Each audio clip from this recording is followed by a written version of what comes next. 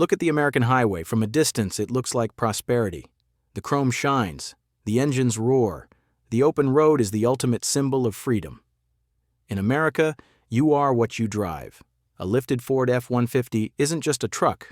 It's a signal to the tribe. It says, I provide, I succeed, I have made it. But strip away the paint and the marketing, and you are looking at a crime scene. We are witnessing a financial anomaly never seen before in history. Total U.S. auto loan debt has now breached $1.6 trillion. To put that in perspective, Americans owe more on their cars than the entire GDP of Australia. And the scary part? It's not the rich buying these cars, it's the working class. Today, nearly 17% of all new car buyers are paying over $1,000 a month. Think about that number, $1,000. 10 years ago, that was a mortgage on a decent 3-bedroom house. Today, it is the price of admission just to sit in traffic on your way to a job you hate. And that's just the payment. Add insurance, gas, maintenance. That freedom machine is actually a parasitic asset eating 25% of your take-home pay. The American consumer is driving a time bomb, and the fuse has already burned down.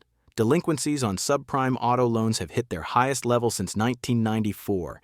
Repo yards are filling up faster than they can empty them. Welcome to the money system. Today we are dissecting the $1.6 trillion car crash.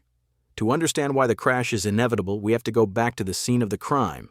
The year 2021. The world went mad. Global supply chains shattered. Microchips, the brains of modern cars, vanished. Assembly lines stopped. For the first time in decades, there were no new cars. But there was something else. Free money. Stimulus checks hit bank accounts. Interest rates were at near zero. It created a frenzy, a mass psychosis.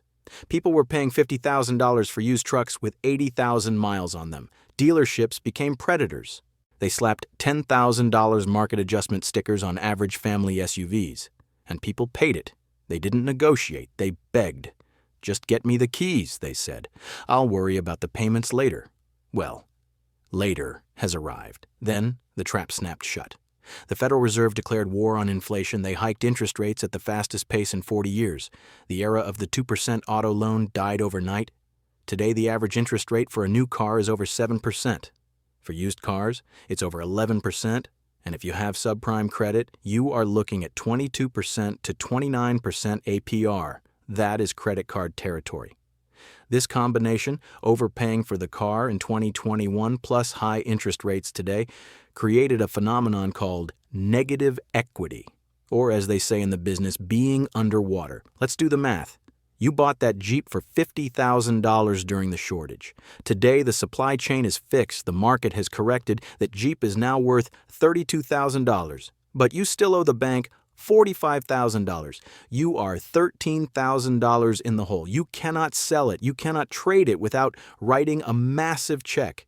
You are a prisoner in your own vehicle paying 14% interest on an asset that is rotting in your driveway. And millions of Americans are currently drowning. But wait, if the average American is broke and cars are more expensive than ever, how is the metal still moving? How does a guy making $50,000 a year walk out with a $60,000 truck? It's a magic trick performed daily in finance offices across the country. It starts with one simple question. The dealer doesn't ask, how much is the car? He asks, what monthly payment are you looking for? Once you answer that, you have lost. To hit that monthly number, banks have engaged in a race to the bottom. A decade ago, a standard car loan was 3 to 5 years. Today, the most common loan term is 72 months, and the fastest growing segment, 84 months. That is 7 years. We are even seeing 96-month loans. Think about that. You are financing a depreciating asset for 8 years.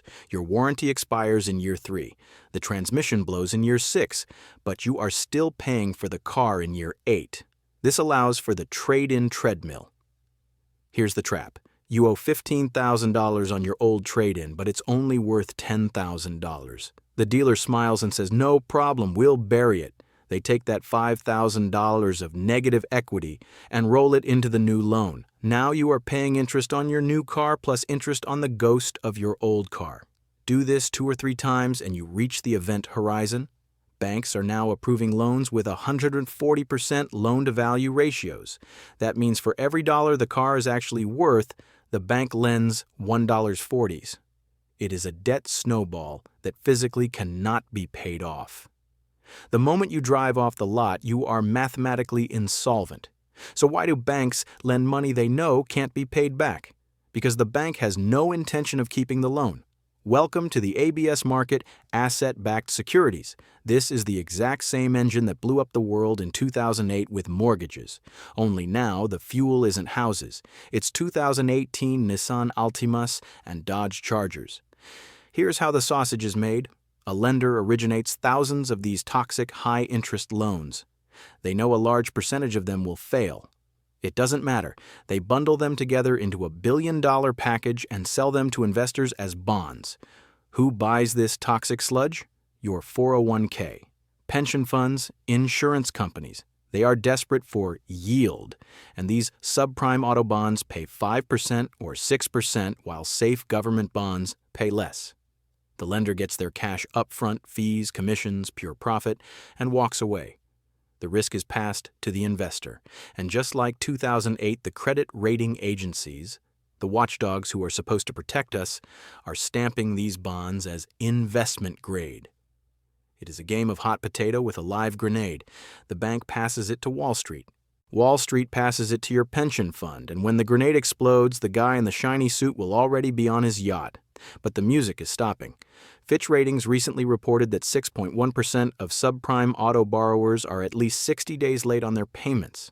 That is higher than at any point during the Great Recession of 2008. The system is cracking, and when the defaults start cascading, the technology is ready to strike.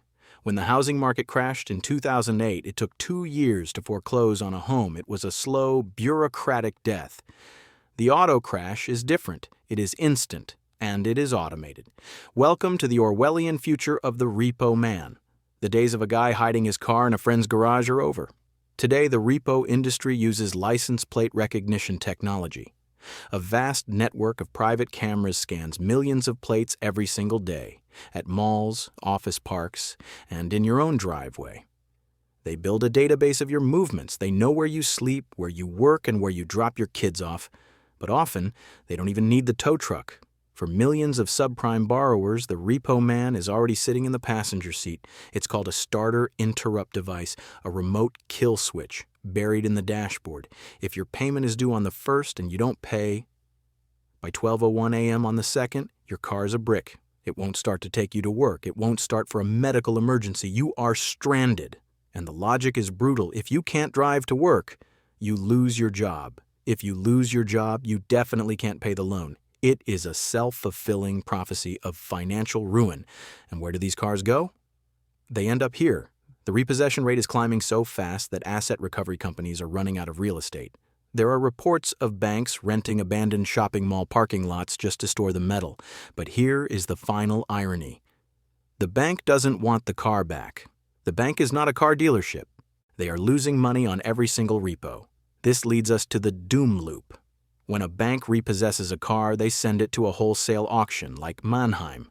But the auctions are flooded, supply is high, demand is low because interest rates are high.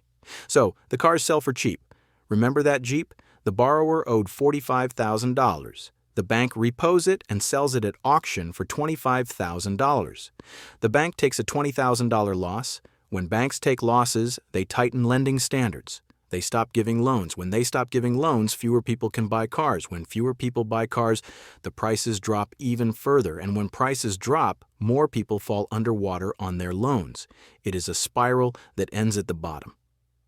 America was built on the mythology of the automobile. We were sold a lie that a $1,000 monthly payment is normal.